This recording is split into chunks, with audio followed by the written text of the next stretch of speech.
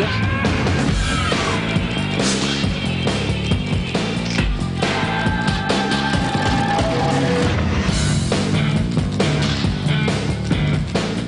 Hey there, people. Welcome to 120 Minutes, the show to watch if you want to be in the know about what's happening in the world of music. I'm Dave Holmes. We've got an amazing show for you this week. My special guests tonight are going to be Tori Amos and Bush. Plus, we have a whole ton of new videos for you, including debuts from Stone Temple Pilots, Silverchair, Rage Against the Machine, Beck, Le Ritme Digital, Cottonmouth Kings, Alex Gopher, Bush, Idlewild, Appliance, and more.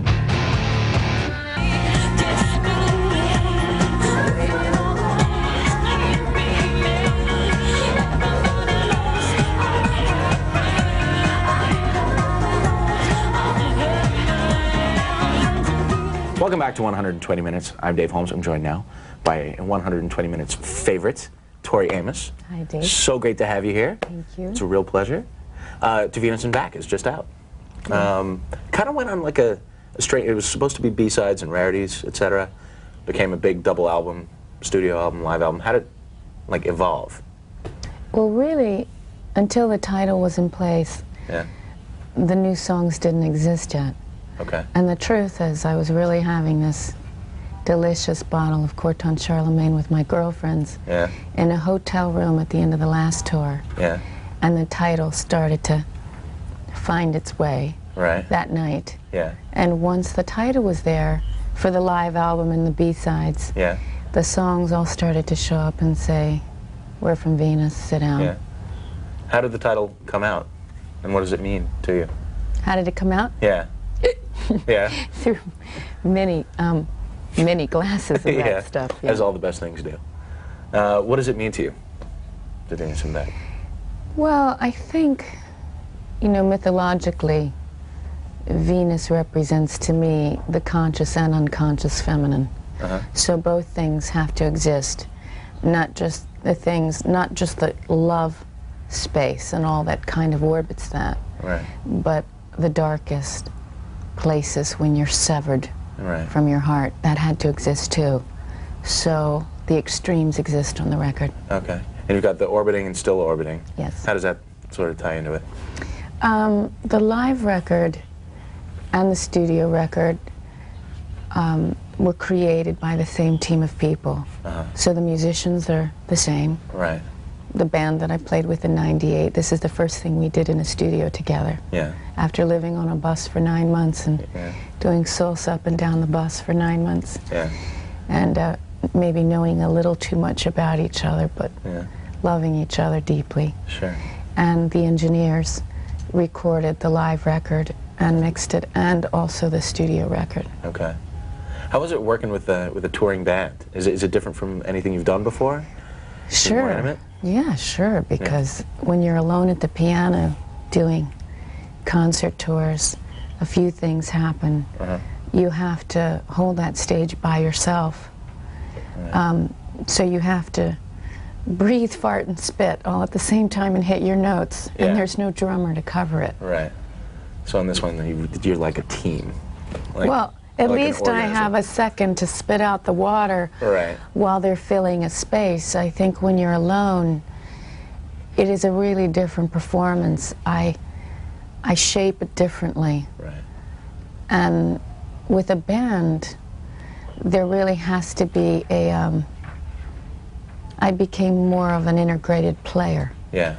It was about playing with them. It's not about they're a backup band. Right. It's really about the piano sometimes would have to take the back seat because she wasn't as important as what was happening, say, the pattern of Matt, the drummer, and what was going on with John. Sometimes the booty would take over. Yeah. Did you find that you lost some of the spontaneity having to share the stage? Couldn't like go off on your own, or do you work so well together that you can kind of work together? Well, I think that when you are alone, sometimes you're making up stuff because you forget your own songs. Yeah. And because you don't have to be in time with anybody else, or your chord structure, the bass player doesn't, he's not there, so you don't have to sync up. Yeah. Whereas when I'm with them, it's exciting to see if we can read each other's minds, and sometimes we fall on our face, but we give it a go. But sometimes you don't. Sometimes you don't. And it's beautiful. We got plenty more with Tori Amos on the way. First, why don't we check out 120 Minutes debut from Rage Against the Machine. You up for that? Yeah. Why not? It's from their new album, Battle of Los Angeles. It's Guerrilla Radio on 120 Minutes.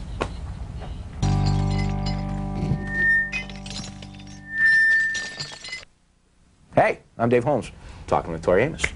So you've got, okay, it's a two-disc To Venus and Back.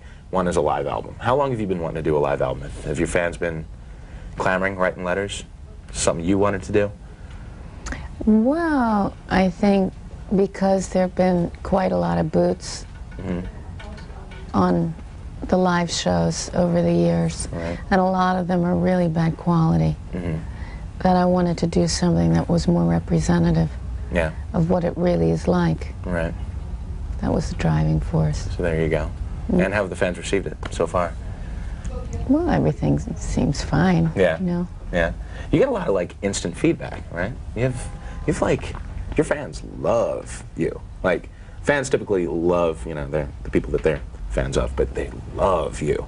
Yeah, but like it's kicked up to like another level. Well, but they're very, as you say, they're very vocal. I mean, they'll come up to you and say, you know, I'm not crazy about this, or I'm not crazy about that, and you're going, sometimes I've been up since 5:30 and you're hearing somebody's comment and you're like, you know, maybe this is none of my business. Yeah. Why don't you go share this with somebody else? Yeah. Because as a person, I don't gauge what I do based on what anybody thinks. I can't do that. I can't, as an artist. I've been a musician since I was 2.5, before I was a girl. Yeah. And I've never been held hostage, except once in my life, to making music for some outer force that thinks it knows what it's talking about. What was that one time? When I made Why Can't Tori Read? Why Can't Tori Read? I worked at a college radio station at the time. I remember the cover. Can't fit into that outfit anymore. No? Which is a shame. That is a shame. Yeah, that's a regret of mine. Ah, well, but you gotta let it pass. It's okay. Yeah, but you know, it was a part in my life where it's not that the record was horrible, because Joe Ciccarelli, the producer, taught me a lot of stuff. He was a good, really good guy, smart. Yeah. And he'd worked with Frank Zappa and Pat Benatar in those years in the early 80s. Yeah. And he did teach me stuff as a producer, but what I didn't like is that I chose to listen to the record company and what their needs were at radio. Right. Instead of saying radio, video, what I'm going to do is be a musician and wake up in the morning and follow a tradition of musicians, whether anybody listens or not. Yeah, and a fine decision. We've got plenty more to talk about with Tori Amos. Right now, why don't we check out the CMJ New Music Report Top 10. How about that? Hooray. Hooray?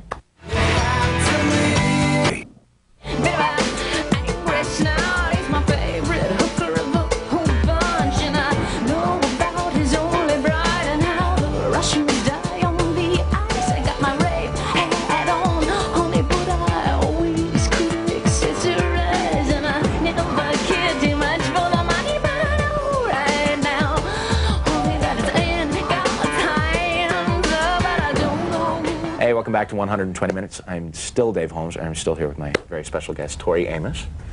Promotional whirlwind you're on right now for this album. Everything okay? Yeah. Longing for your bed?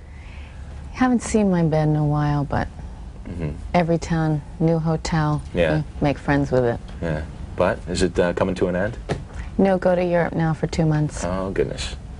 But do you love doing this kind of thing, or is this part of the whole deal that you make? Sometimes I love it because you can have conversations with strangers, just things you would talk about because it's the media that you wouldn't. I mean, sometimes the media, they walk in with an agenda, and I've been doing this now for a long time, and sometimes you get a young upstart writer that hasn't, as I say, gotten their book deal that week, and I'd rather just have a good cup of tea and a nice chat with somebody than spar. Yeah. Do you find that people are trying to draw things out of you?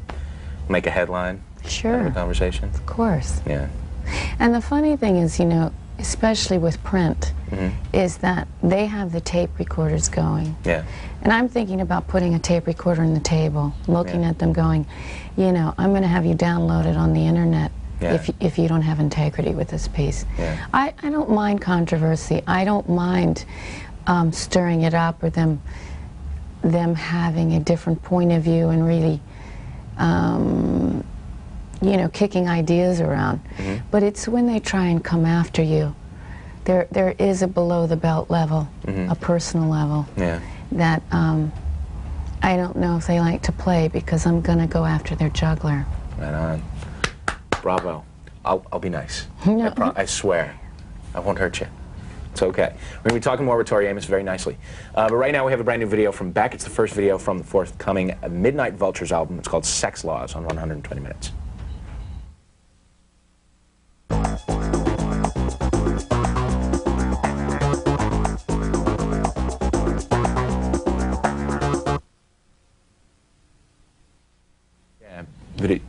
I'm Dave Holmes. 120 Minutes returns. We're going to be talking more with Mary Queen of Scots. Well. Sort of. Sort of. There's a Kevin O'Quan book coming out. I was wondering, is he the photographer as well, or is it gonna, he's doing the whole thing? Whole thing. Okay, so look for the sequel to Making Faces, featuring Tori Amos as Mary Queen of Scots. And also later on in this show, the guys from Bush are going to be here, so don't move.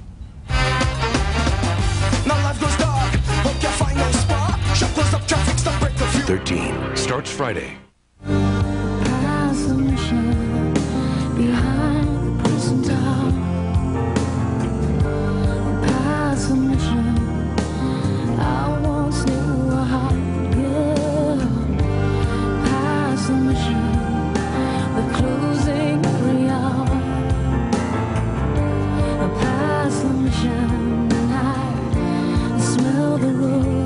Welcome back to 120 Minutes. I'm Dave Holmes, still here with Tori Amos. I know you just wrapped up a tour with Alanis Morissette. Yes. How did that come about? She gave me a bell. Yeah. Her person called my person. Yeah. Said, will you do this? Yeah. And so she brought her production team of pirates, and I brought my load of scallywags. And we went off and had 2 separate shows together. Yeah. And so, post-mortem, did it gel? Do you Absolutely. look back on it fondly? We got on really well. Yeah. Yeah. How was she to work with in a musical way? She's a really giving person. Yeah. And I'd like to think we protected each other's back. I heard great things about it. We're going to check out actually the video for 1,000 Oceans right now. And you worked with the same director as this video that's just now out in Europe. Glory of the 80s. Glory of the 80s. This was Eric Iffigan. He's French. Yeah. And the riot scene was his idea. We were in L.A. Yeah. Part of a riot that he was creating, and my God, some of those guys got really banged up. Really? Oh, yeah. There are injuries and all? Yeah. Really? Yeah, but, you know, guys bruising. Sure. They got empathy from all the makeup artists and women on the set, you know. Exactly. They're badges. They're not bruises. Yeah. They're things we're proud of. Let's check it out. Everybody at home should actually try to pick up a copy of Tori Amos' 5th album, To Venus and Back. Looks like a lot of people already have. It's doing quite well. Also, look for her on tour in a town near you. Right now, why don't we check out 1,000 Oceans? You want to? Let's look at it. Brand new on 120 Minutes. Thank you very much again for being here.